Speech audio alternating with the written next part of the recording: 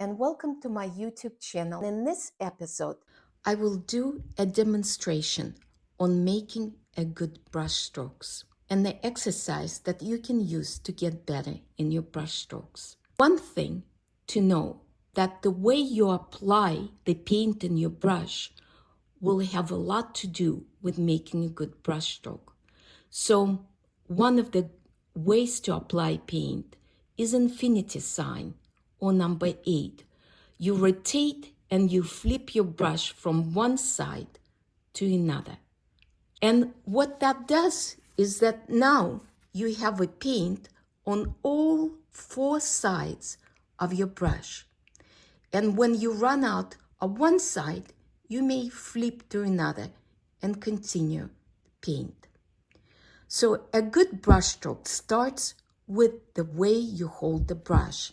And as we mentioned, the brush should sit on a soft spot and be held far away. So when you paint, you're not blocking your view by your own hand, as if you were doing this. This technique doesn't leave a brush stroke. You end up smudging one paint into another. To make a good brush stroke, hold the brush right, load up my brush with yellow ochre, and I will load it by making that infinity sign, switching back from one side to another. And now my brush is well loaded. There is enough paint. Notice that the paint only sits on the edge of the brush. If the paint comes close to the base of the brush, it will be more difficult to clean the brush. All you'll need to do is place your brush at the beginning of the brush stroke. Come close to the canvas and pull the brush as long as the plane lasts. If the plane is changing its direction, you will come, place the brush, and pull the brush stroke. I ran out of paint, so I just switch the side and pull your brush to the side. If the plane changes direction up, you will turn your brush and pull it up. So the hair of the brush always follows the end of the brush. You always pull. We never paint this way. That's not a brush stroke. The brush stroke, as we spoke, has a definite beginning and a definite end. The brush stroke never performed this way, like an airplane. Shh, swish. That's not a brush stroke either. So take your time and learn how to pull the brush up, diagonally, down, flat. Also, by doing this, you learn how much paint does the brush hold, how much paint do you need to load up, and if you're trying to paint something that is receding, and you can change the pressure of your brush and release less paint, you can see how the value of that paint changes without really changing or mixing a new paint. Just by mere brush stroke and application of less paint, it gets lighter. So the other skill you need to learn is how to overpaint something that you've done before.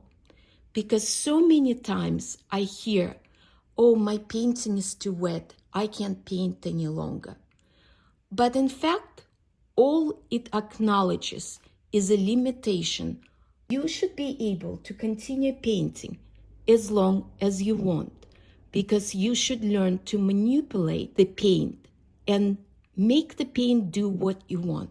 So if this is a wet paint, but you want to overpaint a very different color on top of it, all you have to do is load up your brush enough so there is a cushion, a bubble of paint, so you don't push the paint into the yellow, making it a dirty color, but you start the brush stroke and you just slide, and you can see that this brush stroke is clean and it's new color on top of a very wet, very different color.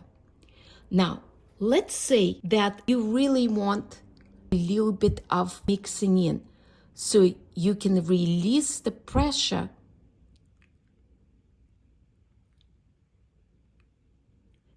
and move the brush so it's slightly mixing into the yellow. So there is a bit of a vibration of two colors together. A good exercise for the making brush strokes is painting a black rectangle and then trying to make it white, or painting a red rectangle and then making it a clean green rectangle. So that would be how you improve your skill as a painter, by practicing brush strokes. It's good to remember that your brush has four sides. One that is flat to apply the paint, another that is thinner for a thinner, smaller planes, details, and of course the edge of the brush.